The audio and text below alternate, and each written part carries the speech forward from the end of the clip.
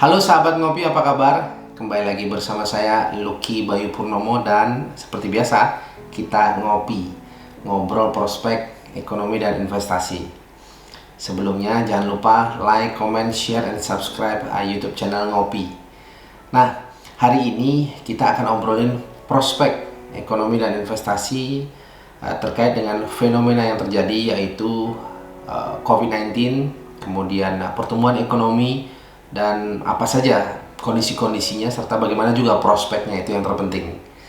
Nah, hari ini Selasa tanggal 22 Juni 2021 kita akan bahas bagaimana sih sebenarnya kondisi Indonesia pada hampir 1 tahun lebih kita ada di kondisi pandemi ini. Nah, sebelumnya pada kuartal pertama tahun 2020 Indonesia berada pada angka pertumbuhan ekonomi plus 2,97%. Nah, akhirnya karena COVID-19 yang menyebar dengan sangat agresif yang mengakibatkan secara tidak langsung adanya perubahan budaya atau perubahan gaya hidup yang terkait dengan perekonomian, maka ada social distancing, kemudian ada physical distancing, dan banyak sekali satu kegiatan yang memang tiba-tiba mengalami perubahan, dan itu mengakibatkan perubahan dalam siklus perekonomian atau metode transaksi atau gaya belanja atau gaya konsumsi.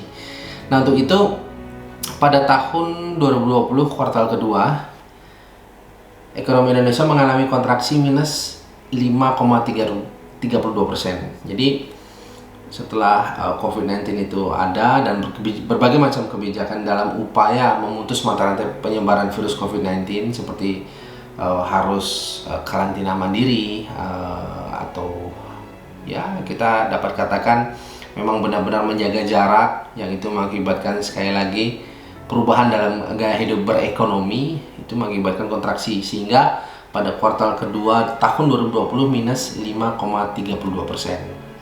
Selanjutnya berangsur-angsur mengalami perbaikan karena budaya atau new normal atau gaya hidup yang baru atau gaya berekonomi yang baru sudah mulai diterapkan, dan ya ini memang proses adaptasi yang menurut saya cukup baik sehingga mengakibatkan angka minus 5,32% itu mengalami perbaikan, ya minusnya lebih kecil.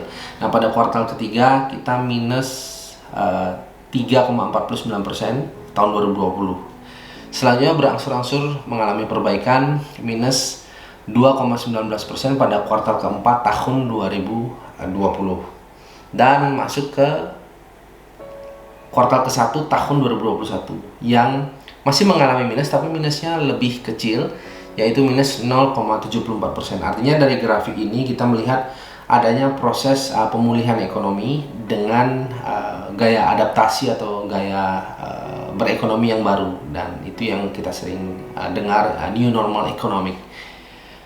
Nah, untuk itu target dan asumsi saya itu ke depan pada kuartal berikutnya, kuartal kedua tahun 2021 Indonesia lepas dari zona kontraksi atau zona negatif, tetapi memang tidak signifikan karena memang banyak persoalan-persoalan yang ada di masa yang lalu yang itu perlu direlaksasi, ya, perlu di exercise, perlu diadaptasi dengan kondisi saat ini, sehingga itu tidak menimbulkan satu angka yang cukup signifikan pada kuartal kedua tahun 2020. Nah, target daripada pertumbuhan ekonomi Indonesia pada kuartal kedua tahun 2021 itu ada di angka 1%, ya. 1% itu menjadi angka yang rasional untuk angka pertumbuhan ekonomi Indonesia pada kuartal berikutnya.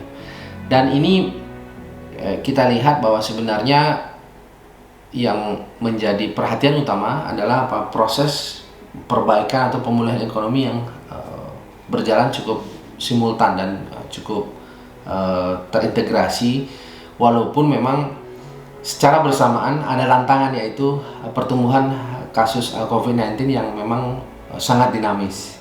Nah, lebih jauh daripada Indonesia, kita akan membahas bagaimana sih sebenarnya prospek ekonomi di negara lainnya. Nah, kalau kita lihat prospek ekonomi Indonesia pada kuartal kedua tahun 2021 ada di angka 1%. Nah, bagaimana dengan Amerika sendiri? Nah, Amerika sendiri pada kuartal pertama tahun 2020 plus 0,3, artinya Amerika memang pada masa tersebut ya, kalau tidak salah 1 tahun yang lalu itu dalam kondisi yang memang baru mengalami beberapa sentimen, yaitu trade war, perang dagang, kemudian berbagai macam regulasi seperti tax reform, ya, reformasi perpajakan dan sebagainya yang sedang dijalankan di situ. Jadi ekonomi di Amerika memang sedang melakukan proses tata ulang atau reform, ya, reformasi. Nah, tetapi pada saat yang sama COVID-19 masuk ke Amerika dan pada saat itu juga kuartal kedua tahun 2020 ekonomi Amerika mengalami kontraksi minus 9%. Nah, minus 9% dan berangsur-angsur juga mengalami perbaikan minus 2,8% pada kuartal ketiga tahun 2020. Kemudian pada kuartal keempat tahun 2020 minus 2,4%, dan kuartal pertama tahun 2021 saat ini Amerika sudah lepas dari zona kontraksi walaupun tidak signifikan. Nah, ada di level 0,4%. Artinya di sini kita lihat bahwa sebenarnya bukan saja Indonesia, negara-negara lain juga berlomba-lomba untuk melakukan segala macam upaya dalam rangka mengantisipasi dan melakukan langkah-langkah yang sangat preventif untuk mengendalikan antara protokol kesehatan dan protokol ekonomi. Nah, ini terbukti dari memang berangsur-angsur angkanya mengalami perbaikan. Nah, untuk itu ke depan masalah prospek. Nah, prospek pertumbuhan ekonomi Amerika pada kuartal kedua tahun 2021 itu ada di angka 2,1%. Nah, Amerika sendiri yang saat ini sedang menjalankan pemerintahan barunya dengan kepemimpinan baru, yaitu Joe Biden sebagai presiden terpilih, memang ini menjadi satu alat tawar untuk pasar, ya, untuk market. Mengapa banyak sekali pelaku pasar yang walaupun melihat adanya sentimen negatif terkait dengan COVID-19, tapi mereka tetap melakukan transaksi baik itu di pasar saham, komoditi, ETF, kemudian option, CFD dan sebagainya dengan cukup agresif. Hanya saja waktunya tidak memang terlalu panjang karena ada kekhawatiran bagaimana dinamika COVID-19. Nah, untuk itu saat ini likuiditas pasar sedang memiliki volatility yang cukup tinggi atau fluktuasi yang cukup tinggi, tetapi memang tidak berarti bahwa pasar bersikap atau ada dalam kondisi yang pesimis, ya. Nah, ini terbukti dari angka perbaikan pertumbuhan ekonomi yang ada di Amerika itu sendiri. Nah, kemudian berikutnya China. Nah, China bagaimana? China pada saat COVID-19, yaitu kuartal pertama tahun 2020, PDB atau angka pertumbuhan ekonomi China mengalami kontraksi minus 6,8%. Nah, selanjutnya rupanya China sangat agresif dalam menangani persoalan ini. Kalau kita lihat ada proses lockdown yang dilakukan di sana, dan lockdown tersebut dilakukan sesuai dengan mekanisme, ya, protokol kesehatan.